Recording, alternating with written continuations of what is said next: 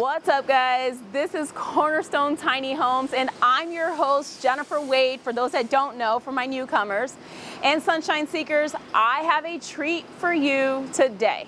Today we're going to learn why potentially getting a tiny home might be the better alternative than buying a whole new house with more space. So whether you're the person thinking, man, I need a mother-in-law suite, my parents are getting older, or maybe you're a little like me and you need some office space in your house, this might be a good alternative. Stay tuned so you can learn exactly why and the process. Let's get started. It get hotter in the summer, yeah. Hotter in the summer. The winter don't stand no chances. Hotter in the summer, yeah. Hotter in the summer. The winter don't stand no chances. Hotter in the summer.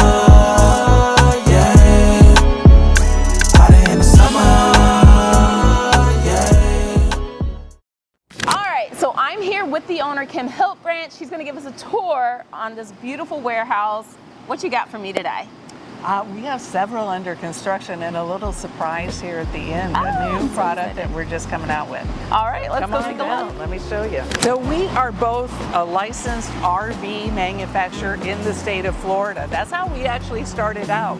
Wheeled units are the way, when people say tiny homes, they traditionally think of a wheeled unit. So this is an RV travel trailer. Wow. And it's 36 feet long. Because we build in a traditional way, these RV travel trailers are super heavy. They are roughly 17,000 pounds empty. So it really takes a large truck to pull them. Normally speaking, it's not used like a normal RV. Typically, they take these, they park them, and they sit in a lot in an RV park. So we can peek our head in there. They're working on it right now. I love this. But this is one of the components that will go inside of this house, this RV. We always have to have space-saving items. So when this is complete, this bed will sit down here with the mattress, of course, on top. This is a built-up floor in their bedroom. So when they lift up this bed, they'll be able to walk under their bed for all of their storage and closet space. Wow. So it's a unique space. Awesome. Yeah. And you guys make this here? Yes, all of that is built here. Wow. So you can see it's super important for us to have these really large windows. It brings in so much light. Yeah. We use traditional materials in all of our RVs. This is hardy board siding, a cementous type of siding that's used on traditional homes. We have traditional windows. Always want to have a means of escape in the upper areas. This is a loft area here, and so that would be a means of escape.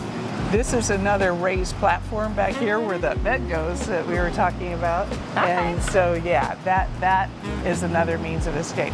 I don't think we should probably go in there. There's probably it's a little crowded right now. Yeah, no, it's all good. Yeah. So what do you guys on the outside? Is this just normal siding, or what kind of material is this? This is hardy board siding. So this is the same type of siding that you would on a used in a normal single family house. Yes. Yeah. Okay.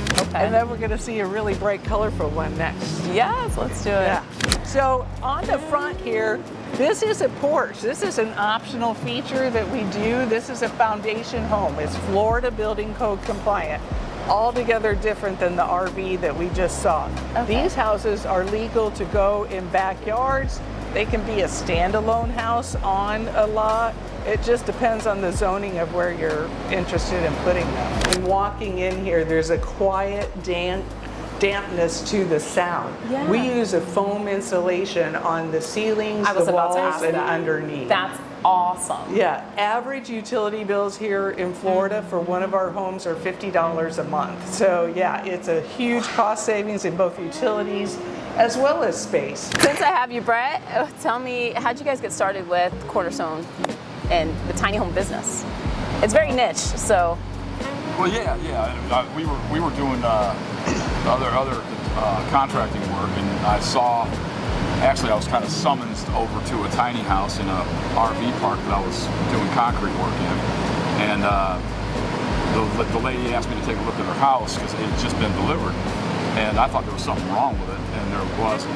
But she just wanted my opinion of it, and I started looking at it, and it was built very incorrectly and kind of hurriedly and cheaply, and then she volunteered the price to me, and I thought, well, I felt like she really didn't get a very good deal out of it. So we tried building one, just the way we normally build our homes, and we sold it quickly, and then we built another one and sold it very quickly, and we thought it was just a better, I don't know, we felt we could bring something to this industry to kind of raise the bar a little bit. Because this industry is full of a lot of fly-by-night builders, and if you've got a backyard and a hammer, then you're a tiny home builder. This is true. So we thought we could bring a little legitimacy to this. We got all of our licensing in place. We're licensed manufacturers, we're licensed dealers. So we've been doing it for like 10 years, and there's a lot of people that come and go in this industry, and that's kind of one thing that I always tell our customers is kind of when you're shopping us, take a look at how long somebody's been in the industry. Yeah. That'll tell you if they're going to be around in a few years. The last thing you want is your builder to go under. Yeah. And you have nobody to go back to if there's anything wrong with the house or whatever. Yeah. You know what's interesting? You guys also, taking it a little bit more new school, you guys have a lot of great reviews. So that was how I was able to be like, I gotta call them. Because you guys have great reviews. I don't know if you guys know that, but on your Google page, it's got some great reviews. There's a couple on there that aren't, but if you build a couple hundred homes, you're gonna get it. Yeah, that's okay, right? There's a saying that if you don't have haters, you're doing something wrong. So you gotta have a little. There's always going to be that customer. Yeah. Even when we were in traditional building, there's some people that they're not happy, and you can't make them happy. That's true. That's true. You're in a business That's like that true. too. That's very true. Absolutely. So you want to continue on with our tour? Sure. Let's keep going. Yeah. This is really cool. So this is our Janie model. It's 504 square feet. Okay. We're standing in the living kitchen combo. So this house, the way it's usually furnished is there'll be a sofa facing this way. This is the TV wall. A lot of people will put eating bar here.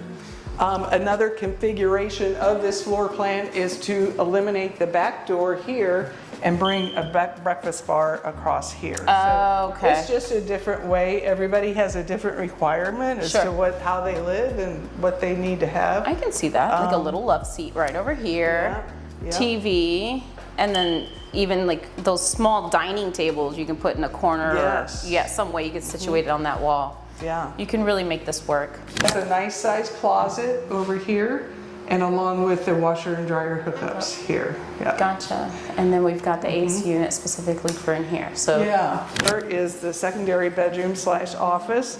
This one fits a queen size bed as well.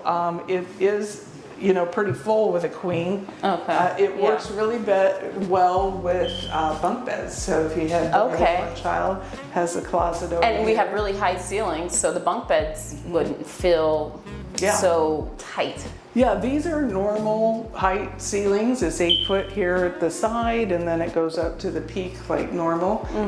Always important, and a part of Florida code is to have an egress window in every bedroom. Those are windows that can push out, right? Or well, it's large enough to fit a firefighter with equipment through. So it has to be a 3.0, meaning 3 foot, 5 foot is that minimum size. Interesting. I love that. I didn't even know. It's an egress, yeah. And then this house has a great bathroom next door over here. It's really big. Has a huge vanity along with full shower in there. Wow, that is big. That is really big for what I would envision the Janie on the outside. Yes. Yeah. That's awesome. So, the normal comment is when people come into one of our small houses is, wow, I didn't expect it to feel this big. And it is a very livable situation. Most people, if you tell them a 2-bedroom and a 504 square foot footprint, they say no way. But you can see it's pretty livable. I love this. Yeah. I love this. All right, so design center now. Well, I have one more little surprise for you. We are launching a new product. Oh my goodness. So yeah, this is a golf simulator.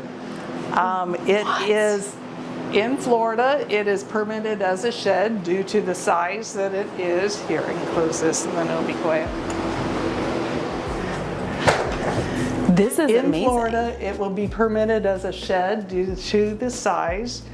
You do have to have a permit for the shed part of it, but it is a pretty easy permit to get. It is a simple connection of an electrical cord to your typical house, and so no electrical modifications need to be made. It's a pretty easy install. We're really excited about this. Okay, this is, can we turn this on? Good. Real good. Get that. Oh my gosh! Oh my gosh, you almost got a hole in one. Woo! Let's go!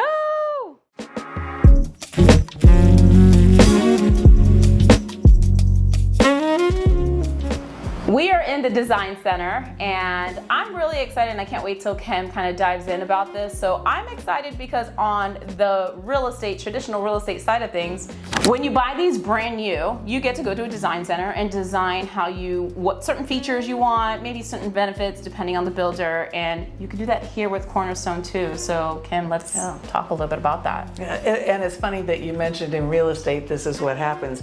Because we are licensed contractors and did normal size homes, this is the model that we're used to too. So Really? yeah, we work with customers to bring them through. Each one of our houses has some customizable things like window placement, door placement. Placement on the lot will dictate whether it's a rear bedroom or front bedroom, that sort of thing. But the fun part about my job is to go through all the selections with our clients. So we, just like a traditional builder, we have all these different cabinets to select from, different options with the cabinets, like if you want drawers instead of a traditional drawer or door and drawer. There's things like shower. You can do a tile shower. What comes standard though, we're really excited and love our new product. This product was developed, I believe, in Sweden. And it was recently, probably in 2022, you were able to get it here in the United States. But it's a new type of shower wall. You know, if you feature those ugly old fiberglass shower walls that typically always scratched and you had to be so careful of, this replaces it. So it's a really durable product.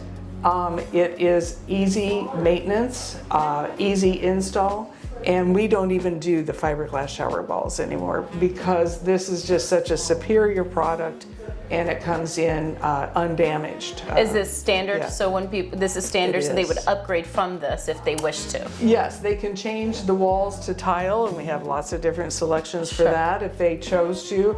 But most people, frankly, stay with this. It's a good-looking product on. We always have examples. So lots of very different sturdy. colors. Yeah. Yes. Okay, Yep. good.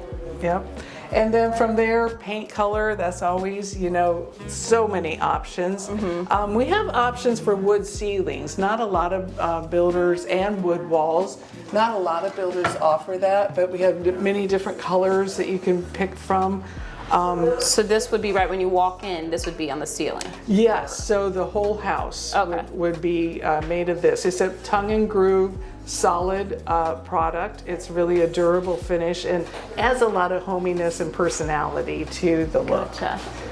So from there, we have all different sorts of vinyl flooring. Vinyl plank flooring has come a long way. It has. It has. It really looks nice. It is so durable, and especially in our small spaces, you know, you tend to get a traffic pattern. We've had no trouble with this product at all, and lots of different colors to choose from. It's affordable and durable. I love this. Yeah, so we always do a metal roof on our houses, and so you can pick that out as well. Laminate. Oh, I see. Okay. You can pick your color of the metal roof. Yeah, it's okay. It's okay. So laminate is our standard countertop. like we see here. Okay. You can change it to quartz. That's obviously an upgrade to do that too. You can add porches on our houses, or it comes without a porch as well. So lots of different ways to make it your space. love it. And I your love that options. it's not, you know, some builders have lines, right? So, you know, they've got like their sister companies and different, so to make affordable housing more affordable, they build homes that are a little less, I guess, I don't know, I'll say less expensive. Let's just be politically correct. Yes. But when they do that, and you go into the design center, their design center's like, you've got package 1 to choose from, you have package 2 or package 3, and that is your limit. Yeah. But someone can come here and literally choose the floors, choose the tiles in their bathroom, choose their roof. I mean, I absolutely think that's amazing. Yeah. That's gonna change a lot of lives and a lot of families, as you have been doing already. Yes, well, and that's been the important part of our mission, was to create a way for people to have a starter home again. You know, I think in our Orlando area, you can speak to this better than I can. I know it's over $300,000 for a starter home, and I'm guessing many of those aren't habitable. Yeah, single families right now start at 420 is the average. Wow. Yeah. 420. Wow. And it's not, a lot of people assume that it's going down. It's actually gone up. So let's kind of dive into the process. If I call you and I say, hey Kim, I need a she shed in my backyard. Let's go through like step 1. So I call you, I'm like, I'm interested in doing this. What should I know that happens next? So the first things that we talk about are zoning for your particular lot, where it's located, what homeowners association rules you might be working with. Over the years, we've also developed a list of questions to help homeowners like you that are contemplating their choices.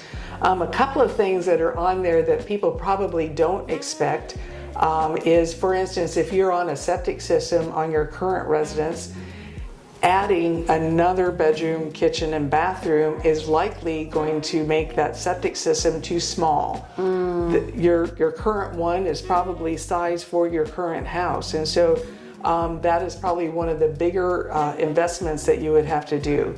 Now, if you're on a city water and sewer situation, it's a matter of just hooking into the city water and sewer. So that makes it much easier. One of the things that people often don't know too is there are certain areas that don't allow a second kitchen on a lot. So it is possible to still put a guest house in the back. However, they would not allow for a full range to go in there. You might be able to probably still have a microwave, still have a refrigerator, a sink, obviously. I would suppose that afterwards you could use a portable cooktop, you know, if you chose to do that. Gotcha. Well, why is that? Do you know why counties don't allow that? Yeah, so old zoning rules, they were trying to prevent just what some people are trying to do. Gotcha. They didn't want to have a rental in the back of a main house. But now, Orange County in particular, there are several other counties that have passed specific ADU laws to be able to add a rental unit in the backyard. They want to increase the density.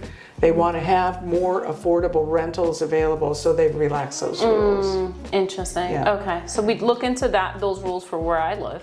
Yes. And then let's say, you know, it permits an ADU. Let's say I don't want a kitchen. Let's just go with that. I'm gonna just play a part here. I want to have an office space in my backyard, somewhere that I can just be in my backyard working, and in the event that my mother-in-law has to live with me, maybe she can sleep there. Don't really care much for a backyard, but just to have that option. What would be your advice to me, given that the county does permit that and my HOA would permit that? Yeah. So we have, gosh, I don't know, probably up to 20 different floor plans that we offer. Wow. Each one of our floor plans is approved through the state. Just from what you described to me, I would say like a studio type of place or guest house would work for you. So our Marie is the plan that I would suggest to look at first. It has an optional small kitchen, so you don't even have to have a kitchen at all. It has a large area for the bathroom where you can have a stacking washer and dryer or not. So again, it just depends on your needs. The Marie starts at $85,000 for the house. We're required to remit sales tax because it's like a mobile home as far as the state is concerned. We have to remit sales tax. So there's sales tax, and then on top of that would be any site work costs. Those are so varied depending on what your property is and what's available as far as utilities are concerned. One of the things that impacts the pricing of install is what type of crane is required. If we are having to lift the house to a long ways in a long backyard, that requires the great big crane, and obviously that's more money. So there's just a lot of different factors that go really into that interesting. site work portion. That's really interesting. So do you guys, let's talk financing. Let's dive into financing. So does the financing take care of the delivery portion? Let's discuss what type of financing would need to be required for something like this to be added onto someone's home, and what's included in the financing and what would be paid out of pocket.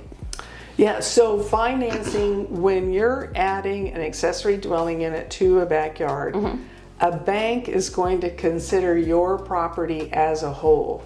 Okay. The bank is unable to just, if things went south, they're unable to just foreclose on the small home in the back.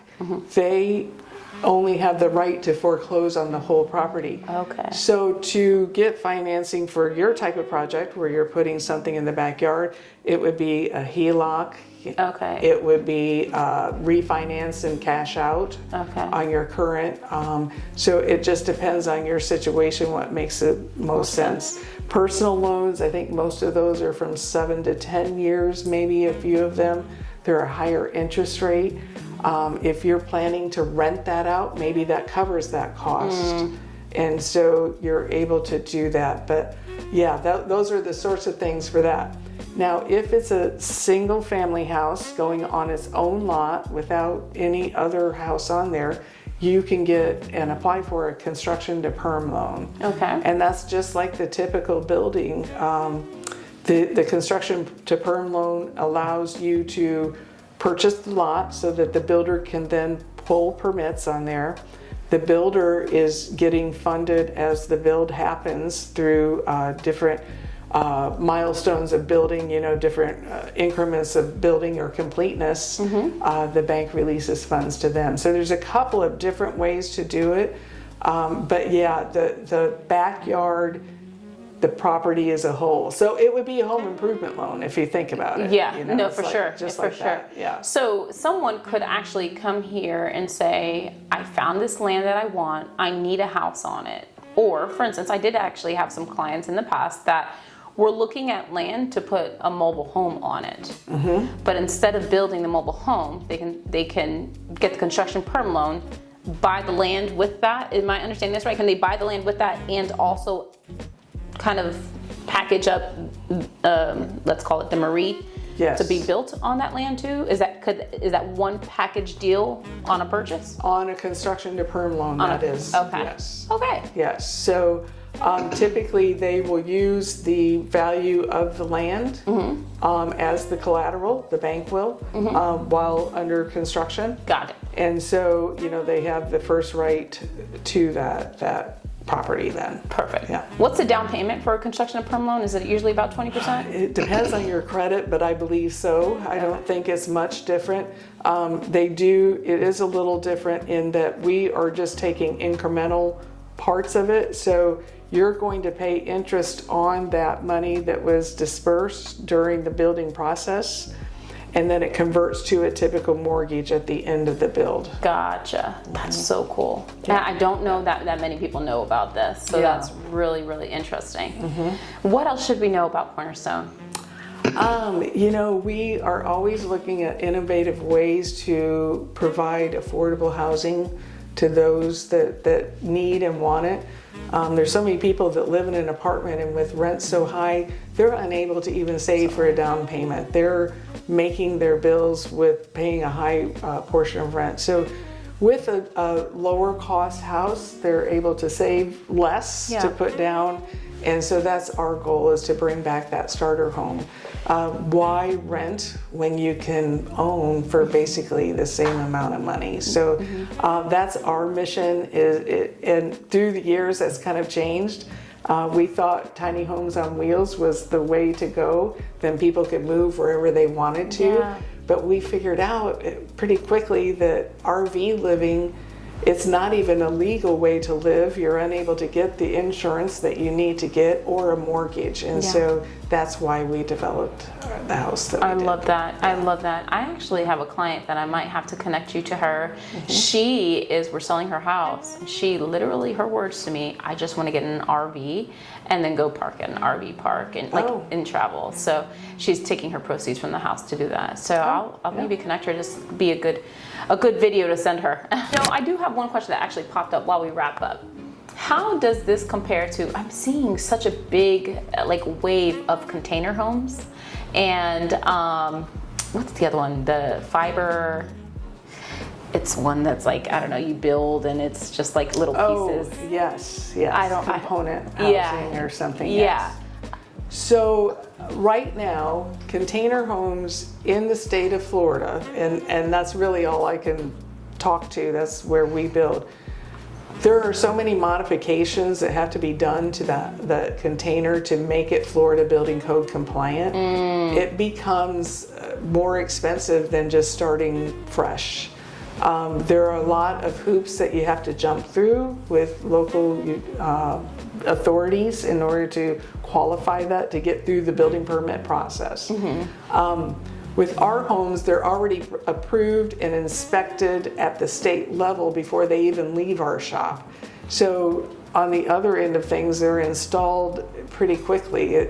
I hate to say plug and play, it's not that, but all that's required is a foundation and connection to utilities. So container homes that I know of are really not a feasible way to go. They don't meet Florida Building Code especially the second you cut a window hole into their sides. They're made to be containers. They're really not made to be homes. I'm seeing a lot of those and I'm like, what? Yeah. How? I don't know.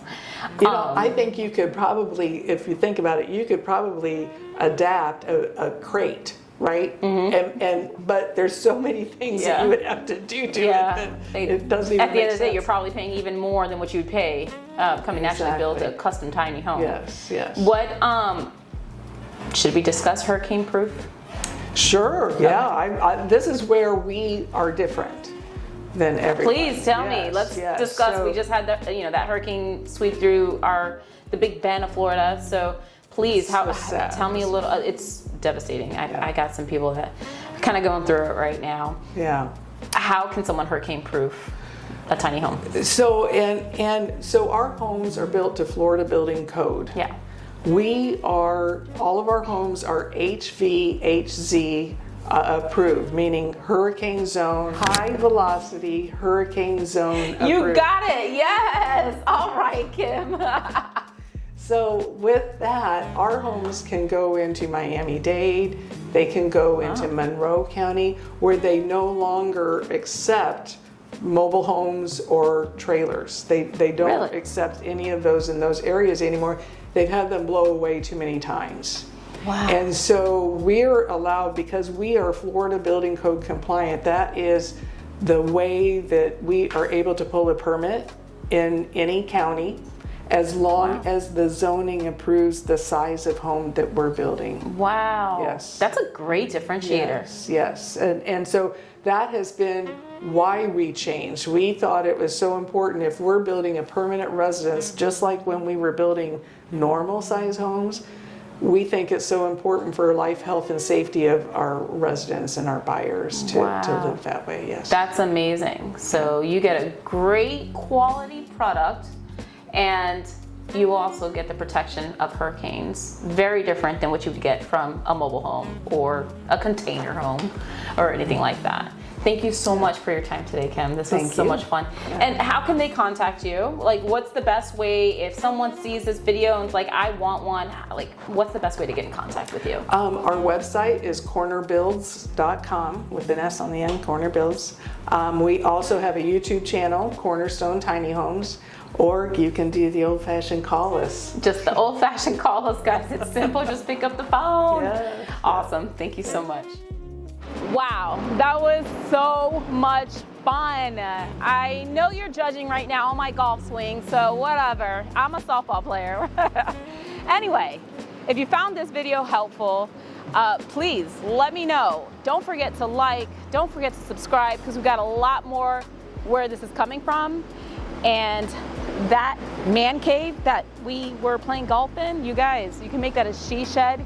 You can make that a theater. Like, hey, I mean, sky's the limit, right? Kim and Brett were some of the most amazing, extraordinary, brilliant entrepreneurs that I have ever met. I mean, their mission is to help make home buying a little bit more affordable. And I love what they're doing here at Cornerstone Tiny Homes. And I really hope you loved it too.